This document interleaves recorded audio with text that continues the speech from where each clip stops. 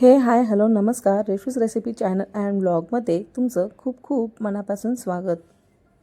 तर आज आपण बघणार आहोत साऊथ इंडियनमधील पारंपरिक पद्धतीने सांबार मसाला जसा करतात तसा बनवून अगदी सहजपणे तयार करून सांबारा बनवणार आहोत, तेही अगदी घरच्या साहित्यामध्ये. चॅनेलवरती जर तुम्ही नवीन आला असाल तर रेशूज रेसिपी चॅनलला सबस्क्राईब करा आणि बेल आयकॉनवरती क्लिक करा, म्हणजे मी व्हिडिओ टाकल्यानंतर त्याची नोटिफिकेशन सगळ्यात आधी तुमच्याजवळ येईल.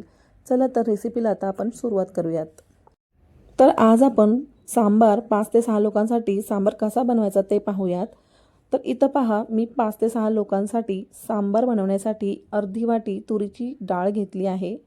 ही डाळ आपल्याला 1 ते 2 पाण्यामध्ये स्वच्छ धुवून घ्यायची आहे. डाळ स्वच्छ धुवून झाल्यानंतर डाळ आपण कुकरला लावून घेऊयात.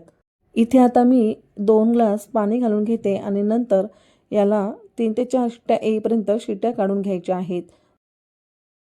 तर तुम्हा सर्वांना माहीतच असेल, आपण हा सांबारा इडलीसोबत, वड्यासोबत तर आपण सांबारा खातोच. पण तुम्ही कधी भातासोबत ट्राय केलं आहे का? मला तर भातासोबत खायला खूप आवडतो आणि तुम्हीही एकदा ट्राय नक्की करा. भातासोबत हा सांबारा भरपूर छान लागतो.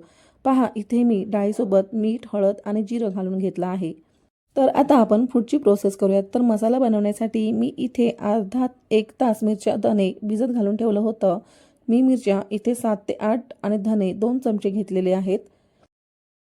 आता हे मिरच्या आपल्याला फक्त गाळून काढून भांड्यामध्ये मिक्सरच्या घ्यायच्या आहेत. जर तुम्हाला भिजत घालायचे नसतील तर तुम्ही मिरची आणि धने तेलामध्ये भाजूनही घेऊ शकता.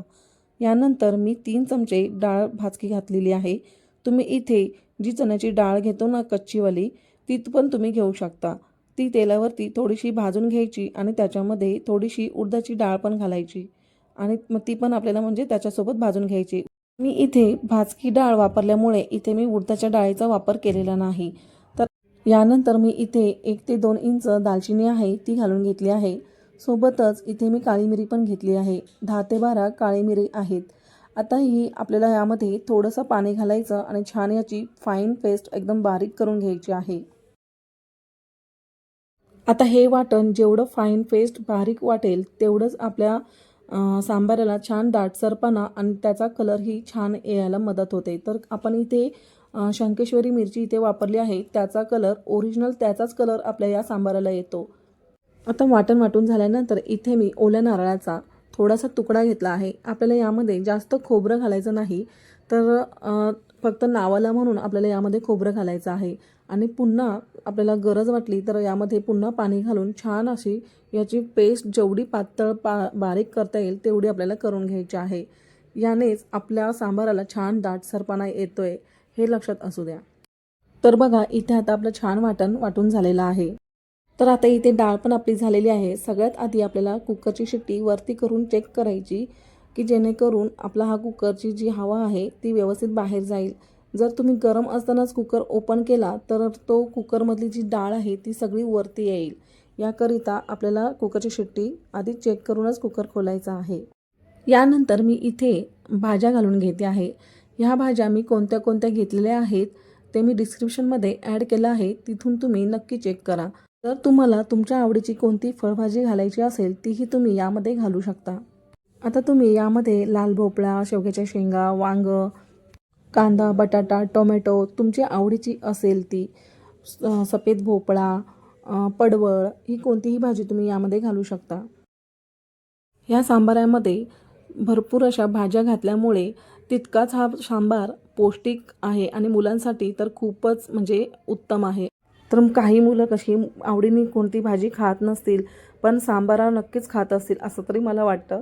तर आता इथे कुकरची आता आपण याला एक शिट्टी येऊन देऊयात. जास्त आपल्याला शिट्ट्या काढून घ्यायच्या नाही.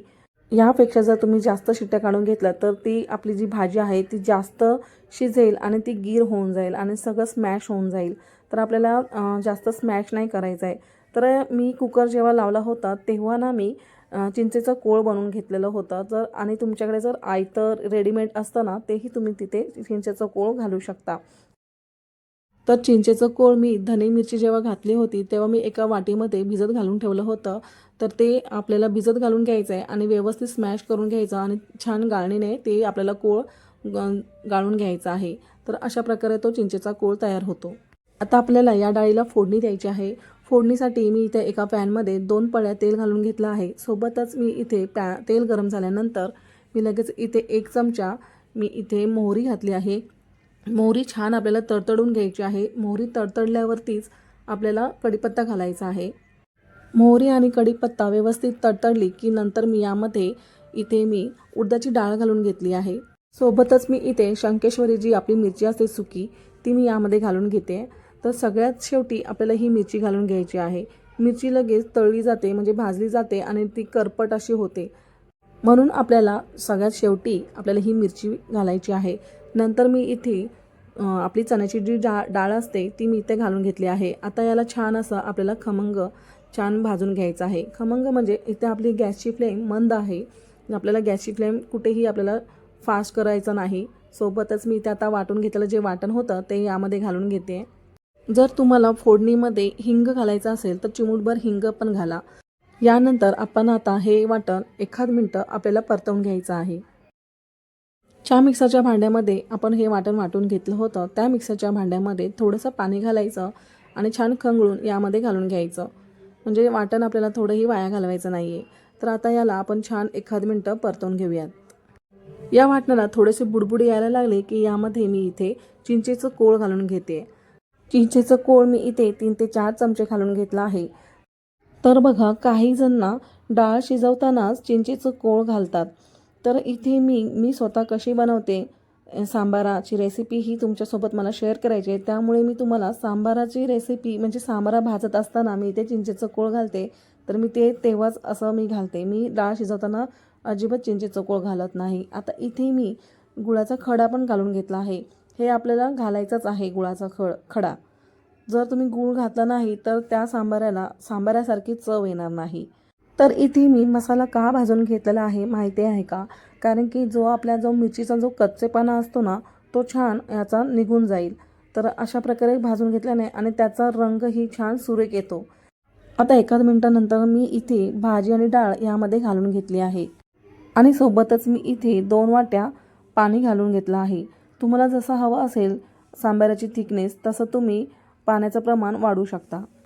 तर तुम्हाला व्हिडिओमध्ये दिसतच असेल डाळीला छान असा कलर आलेला आहे. आता ही मिक्स छान व्यवस्थित करून घ्यायची आणि सोबतच यामध्ये आपल्याला चवीपुरतं मीठ घालून घ्यायचं आहे. तर आता याला छान अशी 1 उकळ आपल्याला काढून घ्यायची आहे. तर बघा हा सांबारा इडलीसोबत, मेंदू वड्यासोबत आणि डोशासोबत बऱ्याच गोष्टींसोबत हा सांबारा खाल्ला जातो.